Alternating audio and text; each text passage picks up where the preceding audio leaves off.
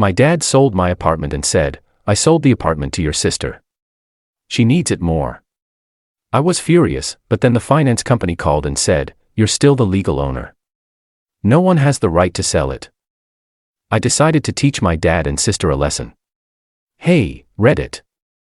I never thought I'd hear my own father say those words, but there he was, standing in my living room holding a glass of water, acting like it was no big deal.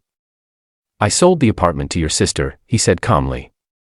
She needs it more than you. For a few seconds, I just stared at him. Then I laughed. Not because it was funny, but because it was so absurd it almost didn't feel real. You sold my apartment. I repeated. He nodded, sipping his water like we were discussing the weather. You're single, Ethan. She has a husband and a baby on the way. It's only fair. Fair, I said quietly. I bought this place with my own money. Every brick, every inch, I paid for it. Technically, he said, you financed it through the family's account. That means it's ours. So, I had every right. I froze. That one sentence, ours, shattered whatever trust one still had in him. Where is she? I asked. Moving in tomorrow, he said casually. We already signed the papers. You what? Don't overreact, he said sternly. It's done. Be happy for your sister. I took a deep breath, forcing myself not to yell. Dad, that's fraud. You can't sell something that isn't yours. I can, he said, eyes narrowing. Because everything this family owns is under my name. He left after that, leaving me standing in the middle of the apartment. The place I'd worked years for, now supposedly sold behind my back. I couldn't sleep that night. Every corner of the room felt wrong. I kept staring at the framed photos on the wall. Me and my dad at my graduation, my first job, the day I signed the mortgage papers. Back then, he was proud. Now he turned pride into ownership. The next morning, I called the finance company. The woman on the line was polite, calm. She asked for my name, loan ID, and address. Then, after a brief pause, she said something that made my heart race. Mr. Reed, you are still the legal owner of the apartment. No one has the right to sell it without your authorization. Wait, I said. So, it's still mine? Yes, sir. She confirmed. We have no record of a transfer. If someone attempted to sell it, that would be considered fraudulent activity.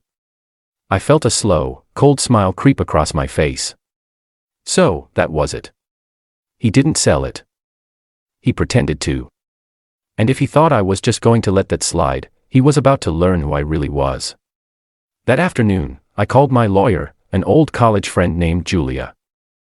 I explained everything, the fake sale, the signatures, the audacity of my father claiming my property.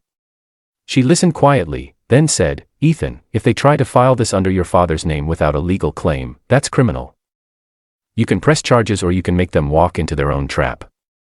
I thought for a moment, then smiled. Let's do the second one. The next day, I left the apartment early.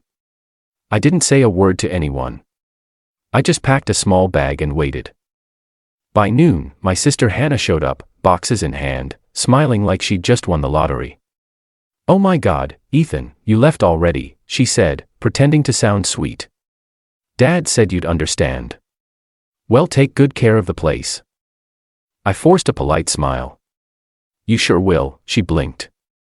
You're not mad? Not at all, I said. Enjoy the apartment.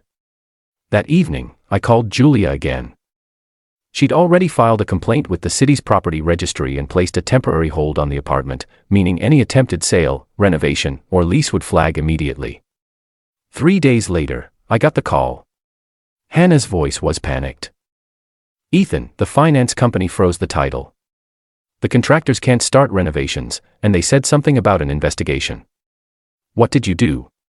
Oh, I said calmly, sipping my coffee. You mean the apartment that's still legally mine? Dad said. Dad lied. I interrupted. He can't sell what doesn't belong to him.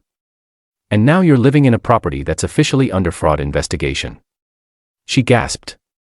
You wouldn't. I already did. I said quietly. You and Dad wanted to play games with paperwork. Let's play. I hung up. And for the first time in years, I didn't feel angry. I felt in control. The next week, I met with a city inspector. He handed me a copy of the official notice. Property under legal dispute. Access restricted pending review, which meant one thing. Hannah couldn't legally live there anymore. The day she got the notice, I happened to drive by. She stood outside the building, tears in her eyes, bags by her feet. Dad was there, too, red-faced, arguing with the security guard. I rolled down my window. Need help finding a place?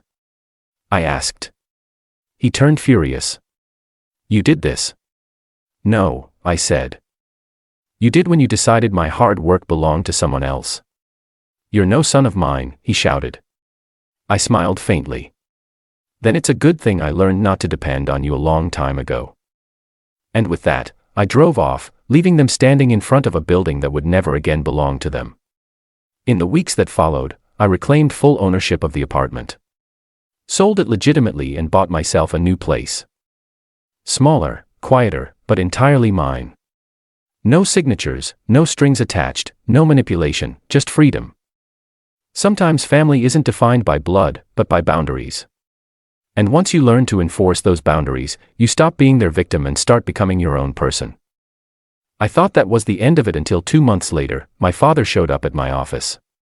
Not to apologize, but with a desperate request that would test whether I'd truly learned my lesson.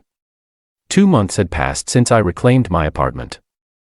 2 months of silence, no calls from Dad, no messages from Hannah, just peace. The kind of peace that comes after finally standing up for yourself. Until one morning, my office phone rang. My secretary said, "There's a man here to see you. Says he's your father." I froze. Part of me wanted to say, "Send him away." But another part, the one that still carried pieces of the boy who once looked up to him, said, "Let him in." He walked in slowly, thinner, grayer. His confidence, the arrogance that used to fill every room, was gone. "Ethan," he said quietly.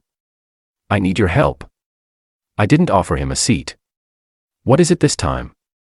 "Another apartment to sell," he sighed, sitting down anyway. "It's your sister. She's in trouble.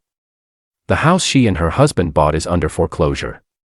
They need a place to stay just for a few months." I was hoping. I laughed softly. "You were hoping I'd let them stay in my place?" He didn't answer.